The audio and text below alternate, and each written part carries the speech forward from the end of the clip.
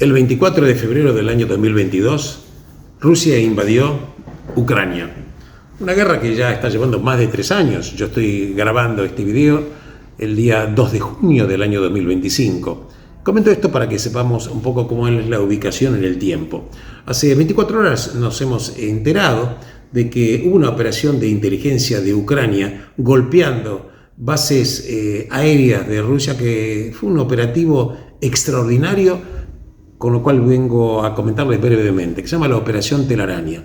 Concretamente, hay bases aéreas que tiene Rusia, muchísimas por supuesto, pero básicamente en 5 localidades que fueron golpeadas aviones de largo alcance que son capaces de transportar misiles nucleares.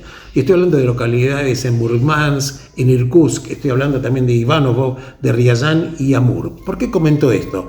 Porque desde Kiev, por ejemplo, a localidades que están en el norte de Rusia y otros en Siberia, hay más de 6.000 kilómetros. Entonces uno se pregunta, ¿cómo puede ser que Ucrania hizo un operativo de enviar drones que golpearon y destruyeron, según las informaciones, 40 de los 120 bombarderos estratégicos que tiene Rusia?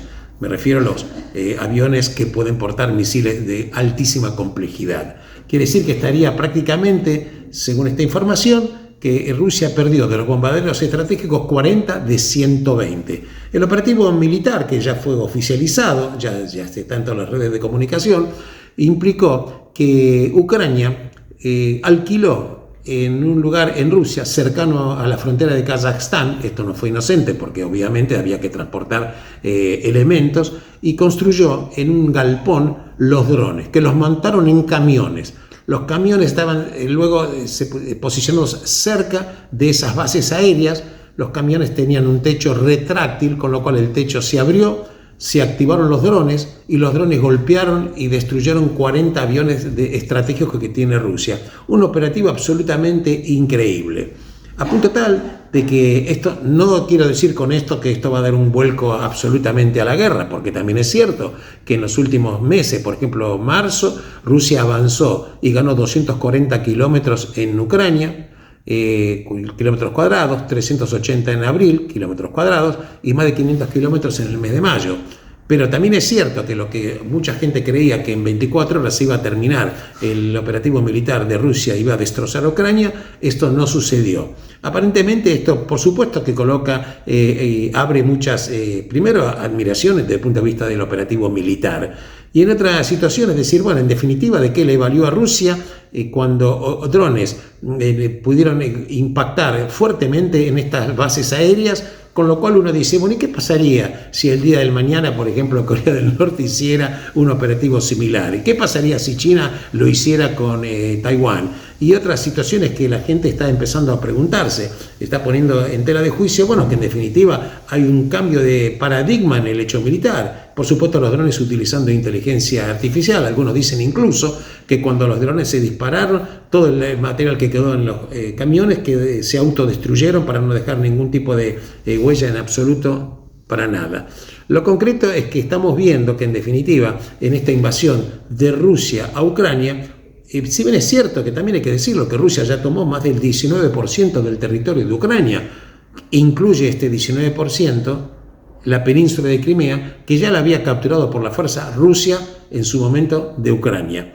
En consecuencia, obviamente se están tratando de ver no solamente las operaciones militares, sino se está tratando de llegar a algún tipo, por lo menos algunos países, tratando de ser intermediarios en algún tipo de entendimiento. El día de hoy, concretamente el día 2 de junio del año 2025, hubo lunes en Estambul una reunión. Estambul, Turquía, fue el anfitrión entre representantes de Putin y representantes de Ucrania. Llegaron a un alto el fuego por 2 o 3 días nada más. Van a intercambiar 6.000 cadáveres cada uno, en total 12.000 cuerpos de personas fallecidas, y también a los prisioneros que no excedan de 25 años de edad, o prisioneros que sean militares o que sean jóvenes hasta esa edad. Sabemos además que en consecuencia las situaciones que pide Putin, por supuesto, hasta ahora son las siguientes. Primero, no retroceder en absoluto de los territorios tomados, ni de Crimea, ni del resto del Donbass, ni absolutamente todo el resto de los territorios. Y también una renuncia expresa, garantizada por otros países, que Ucrania deje de pretender formar parte de la OTAN. Estas son situaciones que obviamente Zelensky no estaría dispuesto a aceptar. Por otra parte, Zelensky, el presidente de Ucrania, dice, bueno, en principio hagamos no un alto el fuego por 2 o 3 días, se hizo el alto el fuego, ahora se aprobó hoy, por 2 o 3 días, habría que hacer un alto el fuego a largo plazo para discutir la negociación, pero la verdad que para Putin negociar con Ucrania es simplemente que Ucrania acceda absoluta y totalmente a las peticiones de Rusia. Vemos qué está pasando en Europa en este momento. Europa está muy preocupada por el desarrollo de los acontecimientos en Rusia. ¿Por qué? Porque incluso el mismo jefe Rutte de la OTAN, secretario de la OTAN, está diciendo que la verdad que Europa tendría que pensar ya en subir los presupuestos de defensa al 5% de su PBI. Muchos países de Europa ni siquiera cumplen con el 2% que había solicitado en su momento otras administraciones norteamericanas. ¿Por qué lo dice esto la OTAN, el secretario de la OTAN? Porque está previendo un escenario en el cual hoy, como dijo él, la OTAN no está en guerra, pero tampoco está en paz. Y también es cierto que países como Gran Bretaña, como Alemania y como Francia tienen una postura muy dura respecto a Rusia. Y esto contrasta con la administración norteamericana del presidente Donald Trump, que había dicho que en definitiva hay que lograr la paz, hay que lograr que la guerra se detenga, pero no menos cierto es que Putin está jugando un juego en el cual aparentemente dice cosas pero no cumple absolutamente nada, ni siquiera promete nada, sigue colocando un pliego de condiciones que son absolutamente inamovibles para él. Lo concreto es que esta operación telaraña desnuda, en principio, también una vulnerabilidad de Rusia, no menos cierto el territorio que perdió Ucrania, y también desnuda esta postura totalmente diferente que está teniendo la administración norteamericana del presidente Trump con respecto a Europa, porque los intereses son totalmente diferentes. Recordemos que en su momento el argumento que había esgrimido Putin, que era que en definitiva Estados Unidos ni la OTAN había cumplido lo que le habían prometido, que las fronteras de los países de Europa no iba, que ningún país que esté en la OTAN se iba a acercar a las fronteras de Rusia. Por otra parte, se quejó en su momento de los misiles que se habían instalado en Polonia porque Putin lo vio como una amenaza. Por otra parte, se había terminado el acuerdo de misiles balísticos de largo alcance y cuando este acuerdo terminó no se renovó. Finalmente, también Putin leyó que cuando tomó la península de Crimea en el año 2014, por motivos en su momento que vamos a analizar en otra oportunidad, también es cierto que Putin observó que el mundo hizo muchísimas declaraciones condenando a Rusia, pero nadie movió absolutamente un dedo.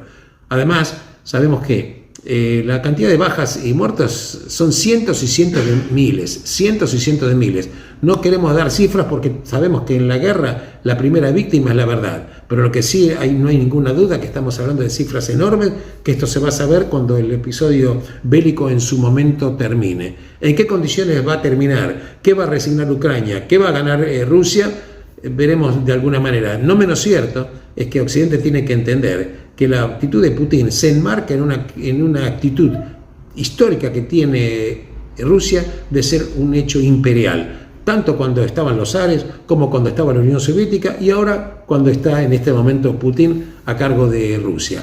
Esto es lo que estamos para informar, un nuevo paradigma, y la verdad que Rusia recibe una cachetada no solamente en la destrucción de los aviones, sino en su orgullo, en su honor. Y vamos a ver cómo sigue todo esto.